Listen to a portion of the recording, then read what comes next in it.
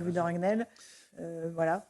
Ça veut dire que la France insoumise est divisée et qu'elle va diviser aussi le nouveau Front populaire. Ce qui est fort, c'est que depuis quelques années maintenant, un certain nombre d'anciens proches de Jean-Luc Mélenchon osent critiquer à la fois sa légitimité, sa capacité à gouverner, à prendre le pouvoir, et osent le défier. Vous avez donc Daniel Simonet, vous avez François Ruffin, vous avez Alexis Corbière, Raquel Garrido. Là, je trouve que ça commence à faire un peu beaucoup pour Jean-Luc Mélenchon.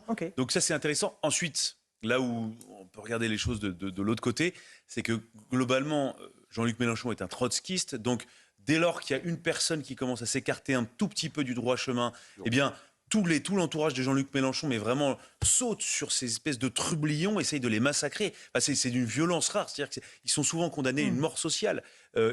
Tous leurs amis d'avant n'ont plus le droit de les voir. Il y a une étanchéité totale qui est mise en place. C'est impitoyable. Et donc moi, la question que je me pose, c'est, bon, là, ils y sont parvenus, mais parviendront-ils à durer? Est-ce que Mme Simonet réussira à créer un courant avec Alexis Corbière, pourquoi pas avec d'autres? Est-ce que vraiment il y a une place, il y a une possibilité d'exister sans Jean-Luc Mélenchon quand on partage les mêmes idées que Jean-Luc Mélenchon? Joseph Massescaron, Arnaud Benedetti. Ce sera insoluble tant que LFI ne sera pas une formation politique. Parce que LFI n'est pas une formation politique. Ce n'est pas un parti politique. Mais il le revendique. Il le revendique. Ce sont 3 personnes, pardonnez-moi, ce sont 3 personnes qui contrôlent une micro-association. Donc, mais c'est ça. Mais il revendique le fait de ne pas être un parti politique traditionnel. Non, mais voilà, il n'y a rien de nouveau sous le soleil. C'est pour ça.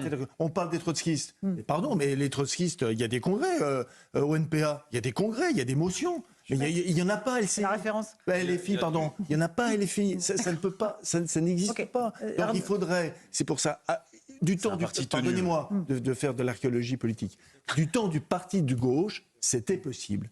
Du parti de gauche, il y a eu des congrès. Voilà, il y a eu des congrès, des motions, des débats. Avec LFI, c'est impossible. C'est une micro-association. Et ça ne choque personne. Arnaud Benedetti. Ça ne choque personne. Et après, on écoutera les Français. Pardonnez-moi, mais comment des représentants d'une formation aussi antidémocratique peuvent avoir le mot démocratie en permanence à la bouche? Je ne sais pas. Arnaud? Je ne suis pas sûr que Trotsky était un grand démocrate. En l'occurrence, son passé ne plaide pas beaucoup pour lui. Mais les trotskistes, il y a des tas de nuances. C'est une démocratie tempérée par le piolet. Il y a des tas de nuances dans le trotskisme. Mais si vous voulez, moi, ce qui me frappe d'abord, c'est quand même que ces députés ou ces élus de la France insoumise qui aujourd'hui s'insurgent contre Jean-Luc Mélenchon, d'abord, me semble-t-il, ils sont minoritaires. Parce que le plus gros des troupes, quand même, suit Jean-Luc Mélenchon. Je pense que son charisme joue pour lui, indéniablement. Son talent, qu'il ne faut pas nier, joue pour lui. Et qu'il y a une forme de fascination et d'admiration pour ses proches vis-à-vis de ce talent qui est un talent hors norme aujourd'hui dans le champ politique, parce qu'il n'y en a plus beaucoup comme ça, en termes de tribuns. Et ensuite, deuxième point, ils ont quand même avalisé toutes les purges avant. Parce qu'il faut se souvenir, et les purges, elles n'ont pas commencé il y a quelques mois. Vous avez tout le courant souverainiste qui, à la fin de 2017, quand il y a eu le tournant, en effet, communautariste assumé par Jean-Luc Mélenchon, s'est fait littéralement purger. Et là, ça leur a posé aucun problème. M. Coquerel. Exactement, voilà. Donc, bon. C'était son meilleur ami. Justement, à propos de ça, il y a une grande inquiétude dans la communauté juive à la lumière de ce qui s'est passé hier soir et des résultats du nouveau Front populaire. On va écouter quelques réactions qui ont été recueillies par Fabrice Elsner. Écoutez. Il apparaît que cette extrême gauche, pas tous, mais beaucoup, sont dans une position qui frise l'antisémitisme, qui est parfois vraiment antisémite et qui manque d'intelligence. On a un peu peur de ce qui va nous arriver. Avec ma famille, on se pose des questions. On ne sait pas si on va rester en France ou pas. On va dire cet antisionisme qui n'est pas proportionnel vis-à-vis d'autres conflits, par exemple, qui sont présents dans le monde, peut en effet faire peur. Je ne sais pas ce que ça va devenir. Honnêtement, je ne sais pas ce que ça va devenir. On a peur, nous les Juifs, on a très peur. Très peur pour nous, pour tous. On se pose tous des questions. Vraiment, si on sent que ça ne va pas, oui, on se sauve. On est obligé de se sauver. Voilà pour cette grande inquiétude dans la communauté juive, Louis de Ragnel, avec des gens qui veulent partir. Il y a beaucoup de gens qui disent « je vais quitter la France ». C'est assez consternant quand même, parce que normalement, s'il y a bien une mission du politique, quelle que soit sa couleur politique, et particulièrement en France, qui est le pays de l'universalisme, eh bien, c'est la protection de tous les concitoyens. Et donc, ce sont des Français juifs, ce sont des Français. Et donc, c'est inacceptable qu'une communauté quelle qu'elle soit d'ailleurs, mais se sentent abandonnés, lâchés et pire, menacés.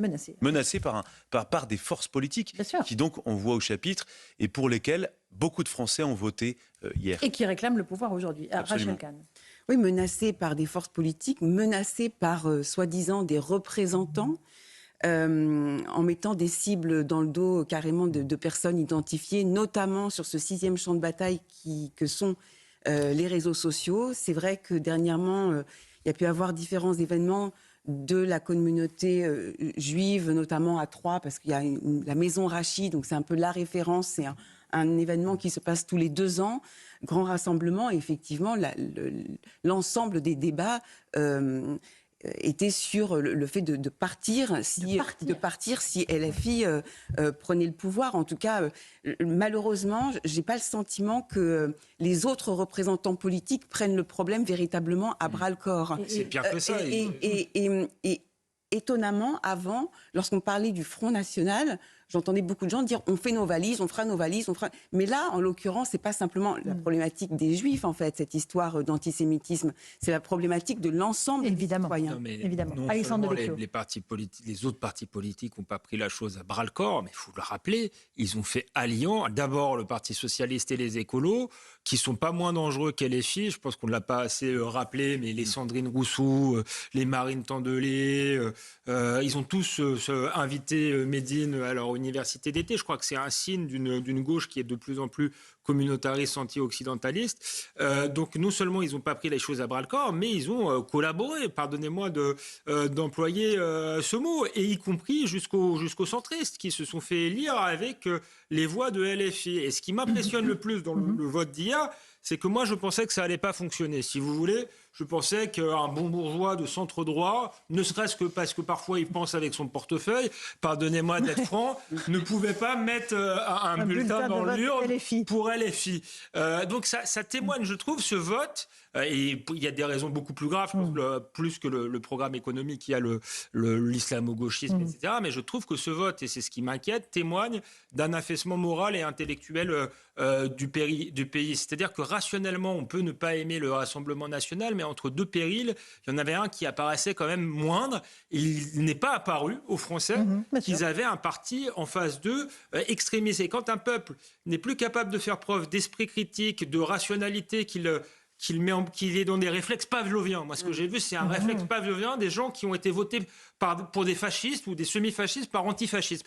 Quand on en est là, oui, le fascisme peut vraiment arriver, puisque on voit bien qu'on a des gens qu'on manipule et qui réfléchissent comme des masses par réflexe et qui ont perdu leur esprit de critique. Donc ça, c'est quelque chose qui m'a fait réfléchir et qui devrait tous nous faire réfléchir. Arnaud Benedetti. C'est ce qu'appelait un essayiste lointain le viol des masses par la propagande. C'est la fabrique du consentement aussi. C'est-à-dire que là, quelle que soit finalement votre classe sociale, quel que soit votre niveau d'éducation, vous allez adhérer à un slogan, à un leitmotiv, d'ailleurs par mimétisme, mais très souvent par esprit de conformisme.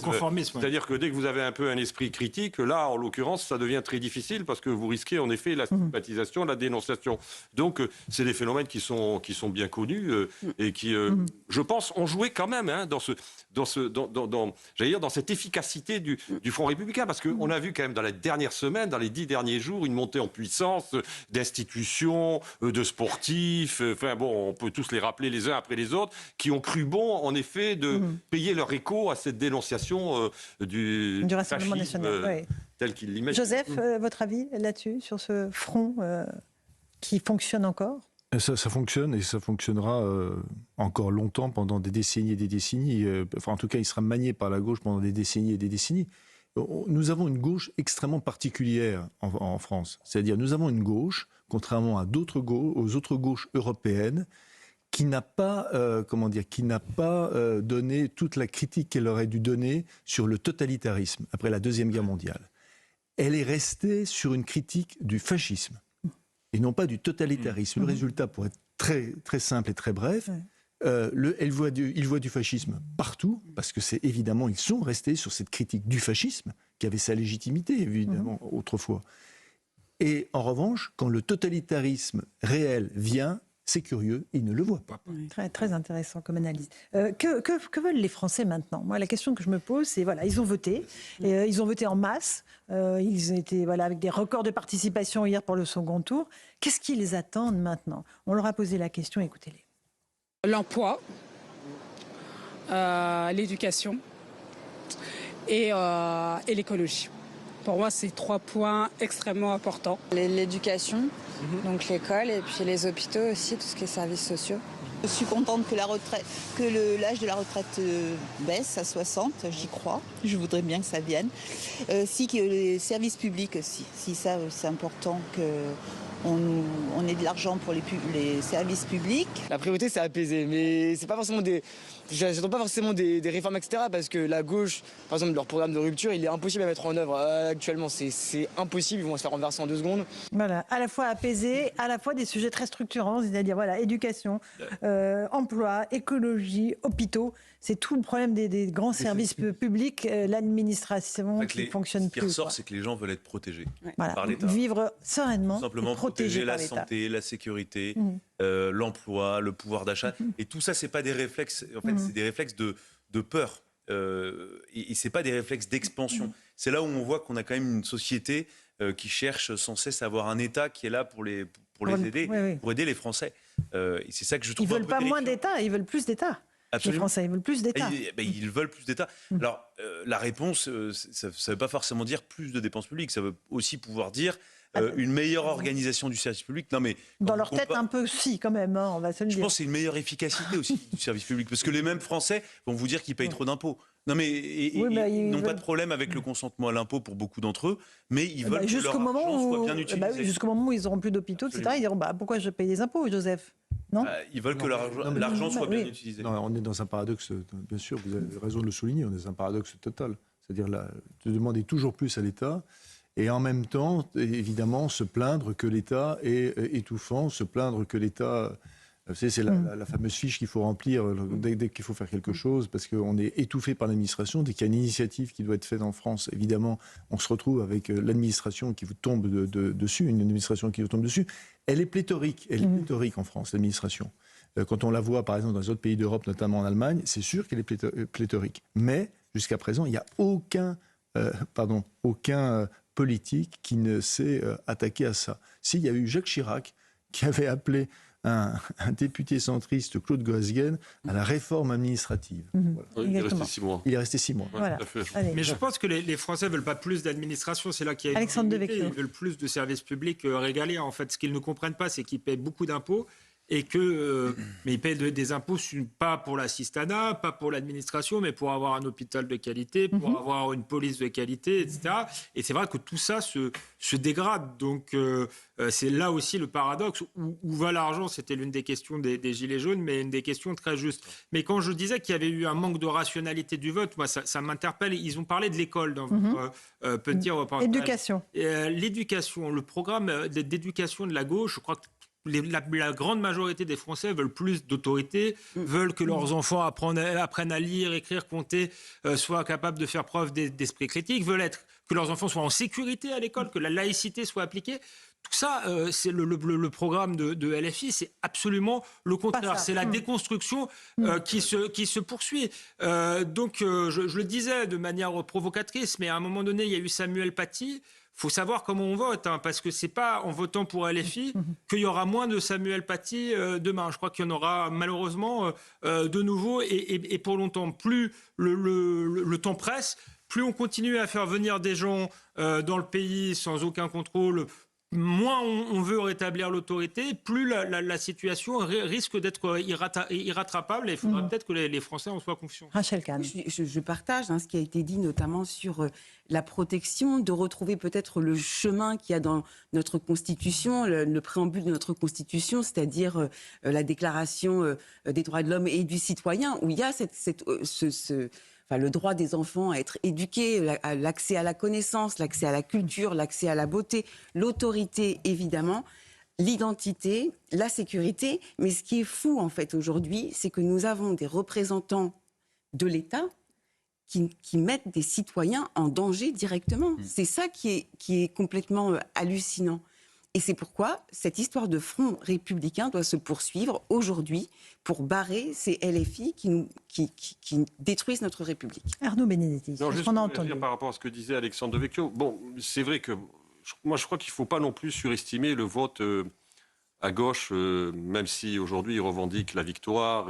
Parce que quand on regarde, c'est quoi ? C'est 8 millions de voix. C'est 8 millions de voix et mécaniquement, en effet, 182 députés.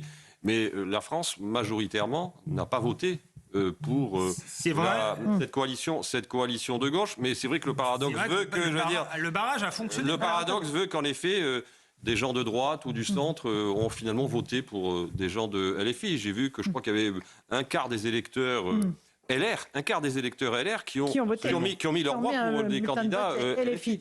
Dernier sonore que je voulais vous faire écouter, c'est Gérald Darmanin qui justement invite et dit hors de question de faire un lien ou de soutenir une coalition avec la France Insoumise. Écoutez-le.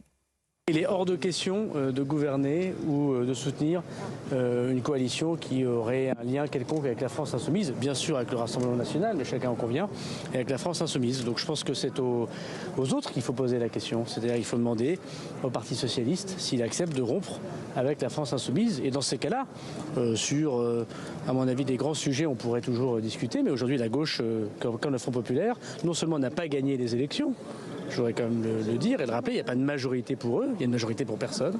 Et puis, deuxièmement, il y a des choses inacceptables avec la France Insoumise et moi, je ne le soutiendrai pas. Louis de Ragnel, Gérald Darmanin, intraitable avec la France Insoumise, pas de coalition pour lui.